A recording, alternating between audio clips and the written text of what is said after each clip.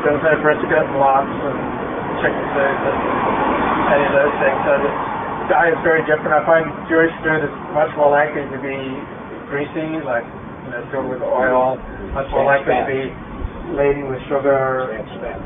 So it doesn't. I don't know anything about nutrition, but it doesn't seem to me to be as healthy as that. And the reason I didn't know anything about nutrition is I heard so much as a kid, I just tuned out. So I still can't hear anything about nutrition. I just overdosed on nutrition information as a kid. It was just like poured into me. Like when anyone wants to pour things down your throat, it's like I never want to have anything to do with that topic yet. I mean, I think I eat pretty healthy. I retain, much of that information. So a lot of people have asked me if eating meat would restore me to normal health, would I do it? And I guess I would, but I just have no rational reason to believe that eating meat would help me to return to my normal health. So I do it eat well. Yeah, peace of mind and people think it's good. Yeah, I've gotten a lot of vitamin B12 shots. I'm making vitamin B12 tablets. Not sure it made much of a difference to me. You can get B12 round things put on your skin. It goes through the dermis. It goes directly into the bloodstream. You don't have to ingest it. So you take it more as a pill or I take a pill and an injection. and the injection. So it's kind of, I enjoy being part of a religion now where there's no rabbi that ever preaches on health, because growing up where health is such a focus, you feel when you're chronically ill that you really said you have to know something's wrong. So I don't get like as much of a guilt trip, in Jewish life. I find like Jewish opinions are much more realistic about health than the person who tells us to do something. So I don't spend my time reading up on health and cures. I spend my time writing and reading. And now during the end of my second year of Alexander Technique teacher training, so I think I've found a lot of benefit from studying Alexander Technique. That's how I spend my time. And it's about how you use yourself. And you about do you run across any other Lubavitchers that are vegetarian? I guess it'd be very rare among Lubavitchers. Very rare. Very rare. Probably, but I've never really held it as a value. So. Have you spoken to them without pictures and that it's done in the future? Yeah, no, sure. Yeah, it's great. Oh, she's the one who spoke at the Yes. Israeli, I think, right? Yes. She's worked with me many times. She comes to the Institute where I study. I'm surprised she isn't here today. She's out of town. Out of that. I asked her about it. So I think that vegetarianism is probably a good habit, and that it can make you more sensitive to life. I've always felt a repulsion to fishing, like seeing a fish flopping around with a hook in its mouth or the hunting. I never felt needy. But in my 44 years on this planet, I haven't seen the vegetarians who are more ethical than any other group of people. As we all know, Adolf Hitler was a vegetarian. There's a whole entry in Wikipedia on his vegetarianism. One of the first sentences in this entry reads, Hitler believed that a vegetarian diet could both alleviate personal health problems and bring about a spiritual regeneration. I'm sure a lot of us believe that too, but it's kind of disconcerting to find that we have the same views. The Nazis were very passionately against experimenting on animals, so instead they experimented on people, which reminds me of that verse from Hosea 13:2. Those who offer human sacrifice fit mouths. The Nazis were also very passionately against smoking, so they shared many of the Adventist ideals, many of the current ideals in our world. I want to read to you one paragraph from this book, this best book published on Seventh-day Adventism. It's called Seeking a Sanctuary, Seventh-day Adventism, the American Dream. For example, in Hitler's Germany, the wish to avoid confrontation was undoubtedly a factor in the development of the Church's open support for the Nazi Party. German Adventist leaders completely associated themselves with the aims and objectives of their nation at that time. They denounced the Treaty of Versailles. They accepted the theory of Aryan purity. They strictly welcomed the arrival of Europe to abstain from tea, coffee, alcohol, and meat. They fully supported the Nazi notion of living room, supported the remilitarization of the Rhineland, the annexation of Austria, and the marching to the Sudetenland.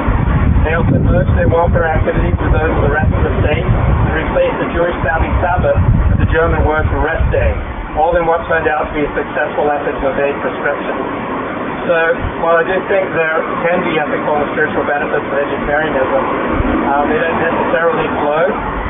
Just like if I know that someone keeps kosher, I don't necessarily know that they're going to be any more ethical than anybody else. If I know that someone prays 2 times a day because the law requires, I don't really know that they're going to be any more ethical in business or in any other way than anyone else. So all these different like ritual observances, from vegetarianism to prayer, to like wearing feet out, to having a beard, to praying 3 times a day, to wrapping your felon, none of them necessarily make people any more ethical or kind. So I think rituals such as, I think vegetarianism is a ritual, they can point the way to God and goodness unless you're doing them with the intent of becoming holy and good and godlike. I don't think that in themselves they will transport you to the good. So you were talking about Vermont. Yeah. They don't make you feel guilty. They don't give you that guilt trip. Yeah. If you're not doing something just a certain way, then you're going to pay the penalty, which is a good way of thinking about Judaism. In other areas of Judaism, if you're not doing this, you're going to be punished. Vermont doesn't make you feel that you're getting punished because you didn't observe this law or that was told on the Sabbath or something like that. It's a good thinking. I heard that the other day. Yeah. From someone that had lied, and he said, you don't go to bed thinking, now I'm going to be punished, and that's why I fell. That's why I broke my arm. See? Yeah, and the thing about in Judaism, I've never heard a whole sermon preached on sin.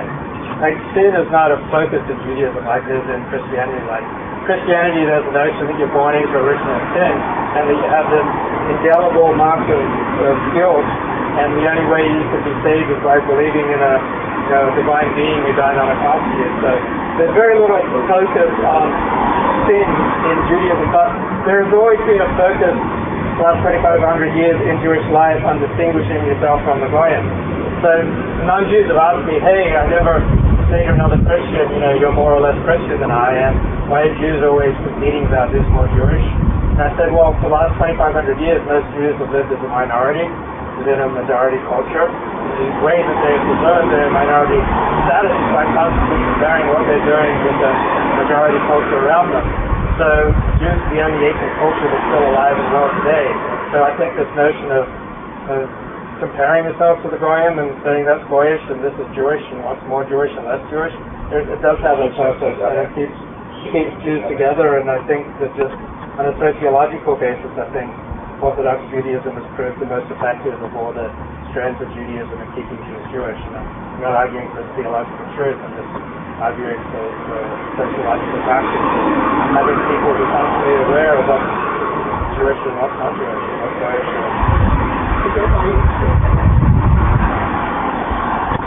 I find Orthodoxy more interesting.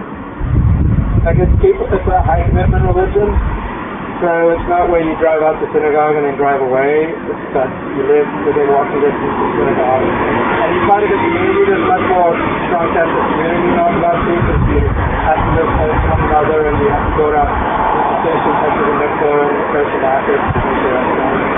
So I just find it much more exciting. I find reforming conservatives to be compromises with the tradition, and it's not to get excited, it's not a compromise. And I think religious extremism is one dimension. And that's extremist. If you go back to like many of my ancestors going back hundreds of years, many of them were religious extremists. Would you say you're a visionary? I'm not sure. I would say that I'm extreme, and I'd say that I'm unconventional, like to have converted to Judaism was.